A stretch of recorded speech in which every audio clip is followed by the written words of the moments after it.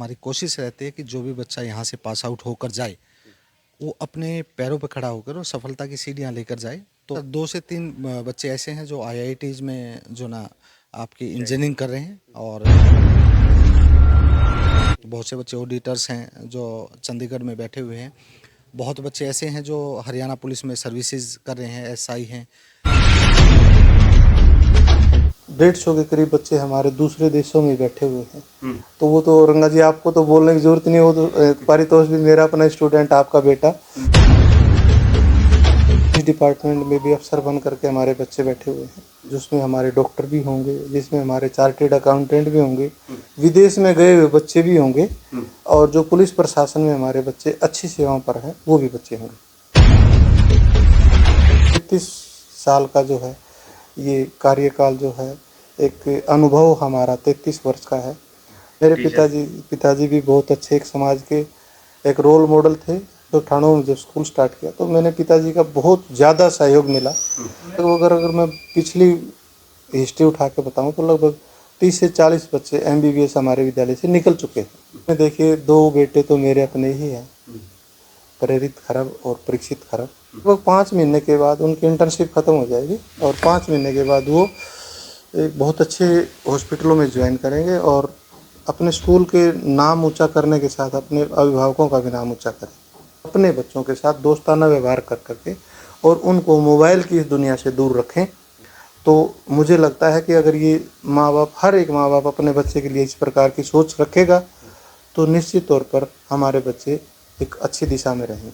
ये बता देता हूँ कि मेरे पास मोबाइल, घड़ी और जो ब्रेसलेट बच्चे डाल के आते हैं, कड़ा जिसको बोलते हैं, टोटली पर पाबंदी है। बाइक लेकर के बच्चे स्कूल में नहीं आएंगे, बाइक लेकर के आएंगे तो स्कूल में खड़ी कर दी जाएगी।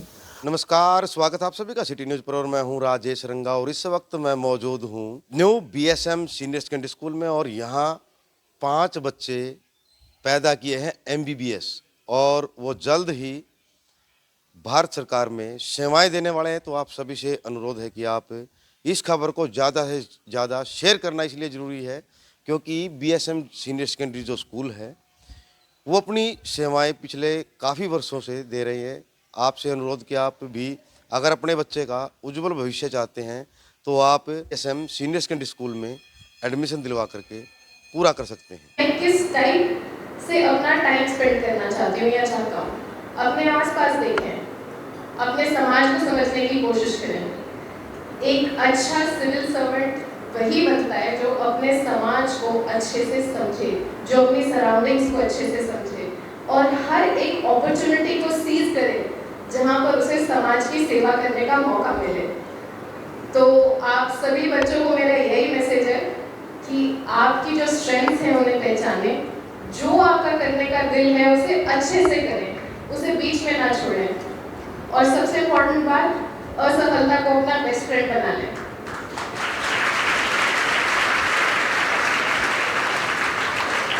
जिस दिन आपका असफलता का डर निकल गया उस दिन आसमान आपका है। समय का अभाव है तो मैं बस कुछ लाइनें बोलना चाहूंगी। ना सफलता अंतिम है, ना असफलता जानलेवा। हिम्मत है जो रखे इंसान को सच्चा, जिंदा और जीवंत। चलते रहो, बढ़ते रहो, क्योंकि रास्ता वही पाता है जो ठोकरों के बाद भी मुस्कुराकर आगे बढ़ जाता है। बीएसएम सीनियर सेकेंडरी स्कूल के मैनेजिंग डायरेक्टर अनिल खरब जी हमारे साथ मौजूद हैं और उनसे ही मैं पूरी जानकारी लूँगा। जो 5 बच्चे एमबीबीएस में अपनी पढ़ाई जो है पूरी करने वाले हैं। खरब साहब, सबसे पहले तो बधाई देना चाहूँगा कि बहुत कम स्कूल हैं जो कि 5 बच्चे जो पैदा करना एमबीबीएस के लिए स्पेशल, क्या कहोगे उसको लेकर के? सर, सबसे पहले तो सिटी न्यूज़ का बीएसएम परिवार में पहुंचने पर हार्दिक अभिनंदन और स्वागत करना चाहूँगा राजेश जी। और सेकंड जो ना आज इंटरनेशनल डॉक्टर्स डे है, वो आज स्कूल में बच्चों के द्वारा, और उसमें मुख्य अतिथि जो ना हमारे डॉक्टर नवदीप दोहन जी थे और डॉक्टर सोनिया लांबा जी थे, और उन्होंने आज इंटरनेशनल डॉक्टर डे जो ना स्कूल में सेलिब्रेट किया गया। और उसमें हमारे जो प्रतिभावान बच्चे थे जो ऑलरेडी एमबीबीएस कर रहे हैं, जिनमें से 2 बच्चे रोबिन और राहुल पीजीआई रोहतक से जो ना MBBS कर रहे हैं, और हमारा सावन इंदल है, वो बच्चा एब्रोड से MBBS कर रहा है। इसके अलावा प्रेरित खरब और प्रेक्षित खरब हैं, 2 बच्चे हमारे जो already DY Patil university Poona से जो ना MBBS कर रहे हैं। तो सभी बच्चों को यहाँ पर सम्मानित करने का कार्यक्रम आज आयोजित किया गया था सर। क्या कुछ कहना चाहोगे जो और लोग आपके स्कूल में जो बच्चे पढ़ रहे हैं, कितने बच्चे और निकलने वाले हैं यहाँ से जो MBBS की तैयारी? सर हमारा जो ना हमारी कोशिश रहती है कि जो भी बच्चा यहाँ से पास आउट होकर जाए वो अपने पैरों पर खड़ा होकर और सफलता की सीढ़ियाँ लेकर जाए। तो यहाँ पर 9th क्लास से ही हम जो ना बच्चे को प्रिपेयर करना शुरू कर देते हैं। उसमें चाहे आपकी इंजीनियरिंग है, चाहे आपका जो ना MBBS है, या आपके UPSC तक का जो बच्चा है। देखिए जिस बच्चे का जो एम हमारा डिटरमाइन हो जाता है कि वो 9th क्लास से हम उसकी प्रिपरेशन स्टार्ट करवा देते हैं, ताकि बच्चा प्रॉपर तरीके से जो ना तैयारी कर सके और अपने लक्ष्य को निर्धारित कर सके और लक्ष्य को प्राप्त कर सके सर। और इसके अलावा सर मैं तो स्पीडो वासियों को ये कहूँगा कि बच्चों को अच्छा मार्गदर्शन देने के लिए अच्छे विद्यालय का चूज़ करें। विद्यालय हमारे स्पीडो ब्लॉक में बहुत हैं और निसंदेह जो ना सभी विद्यालय बहुत अच्छे हैं, लेकिन हमें चूज़ करना होता है ऐसे विद्यालय को जहां हमारा बच्चा अच्छे शिक्षा प्राप्त कर सके और उसको प्रॉपर गाइडलाइंस मिले। तो मैं अपने विद्यालय की बात करूं तो मैं प्रॉपर तरीके से जो ना विद्यालय परिवार जो है BSM परिवार अपने बच्चों को समय समय पर करियर गाइडलाइंस हैं जो ना उसमें जो एक्सपर्ट्स होते हैं करियर गाइडलाइंस देने के लिए, उन एक्सपर्ट्स को बुलाते हैं जिसमें बच्चे को तैयार किया जाता है कि वो अपने एम को निर्धारित करे कि उस बच्चे को बनना क्या है लाइफ में। इंजीनियरिंग बनना चाहता है, इंजीनियरिंग में जाना चाहता है, या डॉक्टर बनना चाहता है, सिविल सर्विस करना चाहता है। तो समय समय पर इस तरीके की गाइडलाइंस जो ना हम अपने बच्चों को देते रहते हैं, ताकि बच्चे के अंदर जो ना एक जील होती है, एक होता है ना कि एक स्पार्क पैदा होना होता है, एक अग्नि पैदा करना होता है।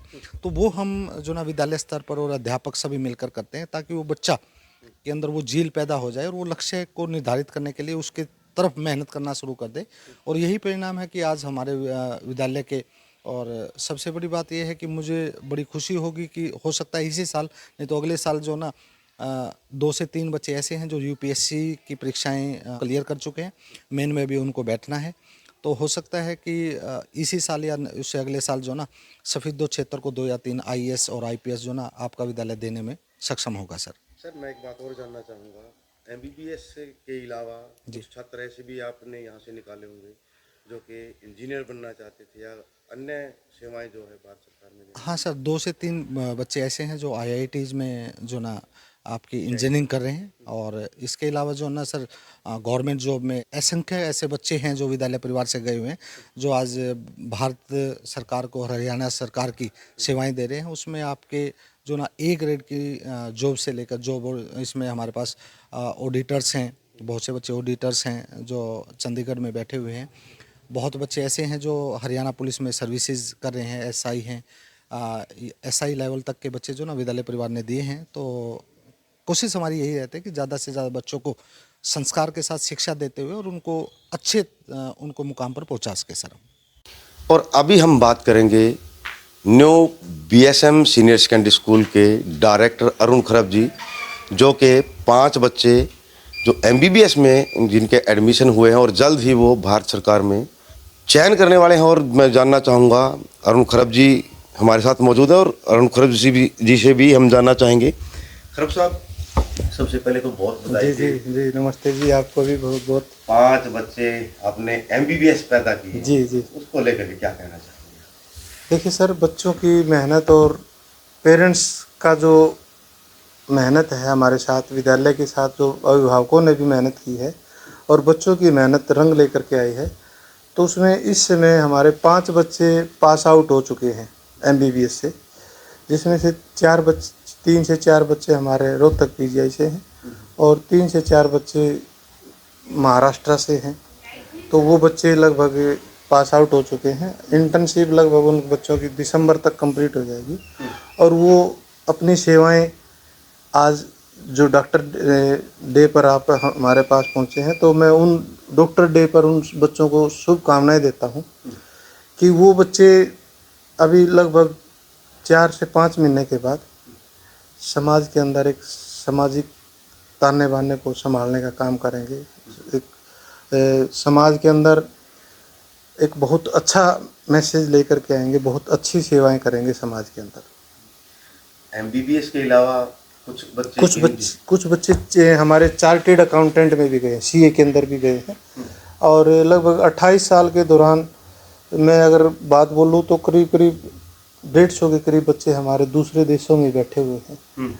और उसमें मैं एक बच्चा तो मेरा अपना ही स्टूडेंट है, पारितोष जो है वो आज इंग्लैंड में अपनी स्टडी वीज़ा पर गया हुआ है। तो वो तो रंगा जी आपको तो बोलने की ज़रूरत नहीं हो, तो पारितोष भी मेरा अपना स्टूडेंट, आपका बेटा। तो इसलिए मैं उन बच्चों को जो विदेश में बैठे हुए हैं वो आपके अपने विद्यालय की ही प्रोडक्शन है। और अलग अलग सेवाएं, अलग अलग डिपार्टमेंट में, पुलिस डिपार्टमेंट में भी अफसर बन करके हमारे बच्चे बैठे हुए हैं। और डॉक्टर हैं, इंजीनियर, बहुत अच्छे बच्चे हैं।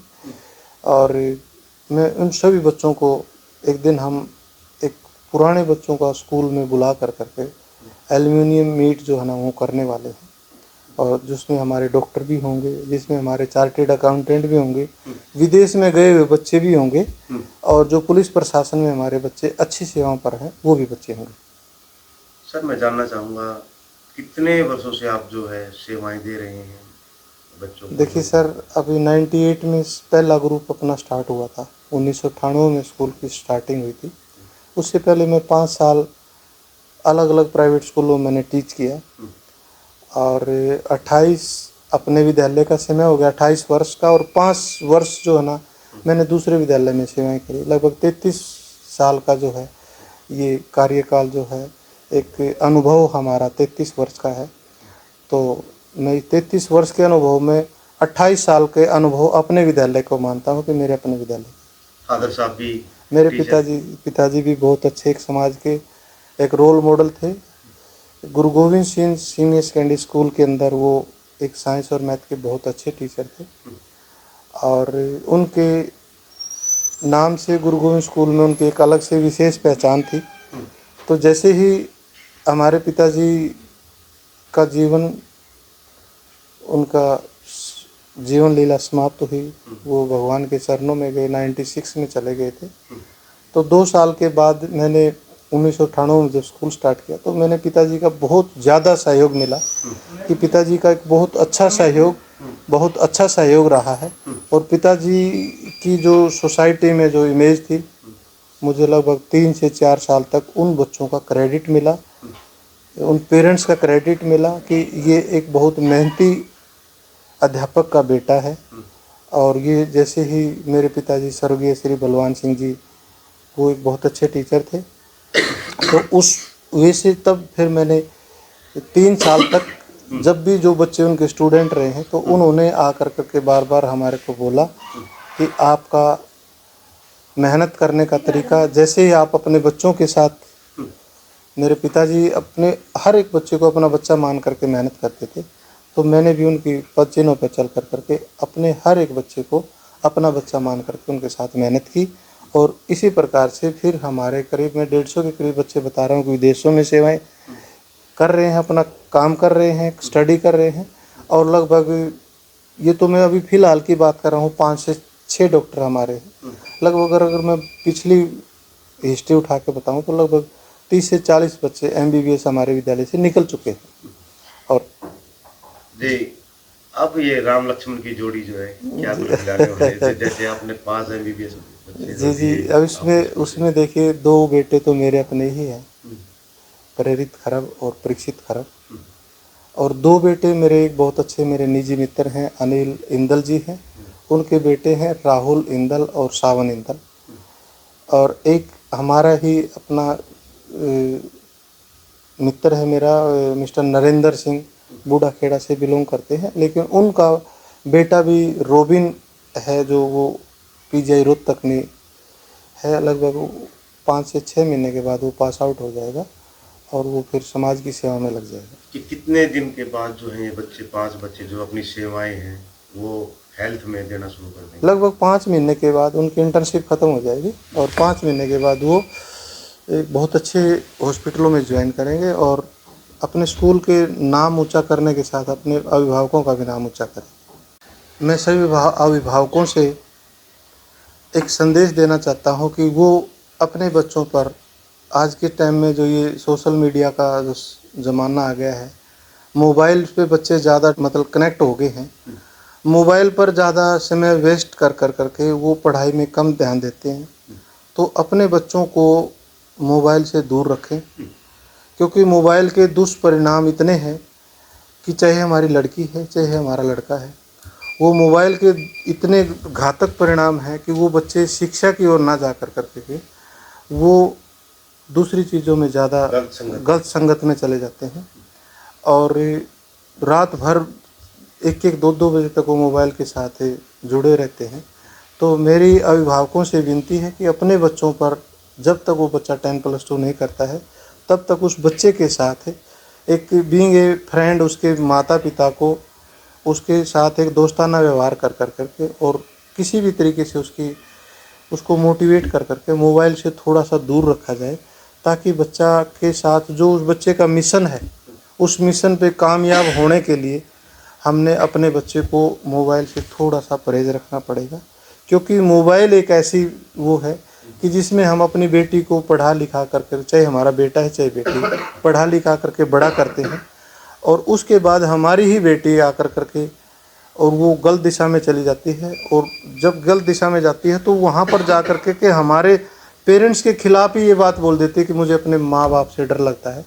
उनकी FIR दर्ज कराने के लिए वो अपने माँ बाप को पहचानना बंद कर देती है। जब वो गलत कदम उठाती है तो वो किसी गलत हाथों में जा कर के वो अपने माँ बाप को भी ये कहना शुरू कर देती है कि मुझे अपने माँ बाप से डर लगता है, मैं इनको जानती नहीं हूँ, मैं इनके साथ नहीं रहना चाहती। तो इसीलिए मैं अभिभावकों से ये विनती करना चाहता हूँ, प्रार्थना करना चाहता हूँ कि अपने बच्चों के साथ दोस्ताना व्यवहार कर करके और उनको मोबाइल की इस दुनिया से दूर रखें। तो मुझे लगता है कि अगर ये माँ बाप, हर एक माँ बाप अपने बच्चे के लिए इस प्रकार की सोच रखेगा तो निश्चित तौर पर हमारे बच्चे एक अच्छी दिशा में रहेंगे। आप इस बात पर कितना अमल करते हैं? आपके स्कूल में क्या फ़ोन लेकर के बच्चे? मेरे पास, राजेश जी, मैं ये बता देता हूँ कि मेरे पास मोबाइल, घड़ी और जो ब्रेसलेट बच्चे डाल के आते हैं, कड़ा जिसको बोलते हैं, टोटली पर पाबंदी है। बाइक लेकर के बच्चे स्कूल में नहीं आएंगे, बाइक लेकर के आएंगे तो स्कूल में खड़ी कर दी जाएगी। हमारे स्कूल में इस टाइप से थोड़ा सा स्ट्रिक्ट माहौल है। हम CBSE में इस साल गए हैं, तो CBSE में जाने के बाद कुछ ऐसे स्कूल होते हैं कि CBSE में भाई रूल फॉलो करने के लिए बच्चों को पनिशमेंट नहीं करनी होती। तो लेकिन हम हरियाणा बोर्ड से आकर के हम CBSE में आए हैं, तो हमारा वो हरियाणा बोर्ड का जो ट्रेंड है, हम बच्चों को डांट फटकार लगाते थे। तो CBSE में भी हम कोशिश करेंगे कि हम अपने बच्चों को अच्छी दिशा में ले जाने के लिए हम डांट फटकार से पीछे नहीं हटेंगे।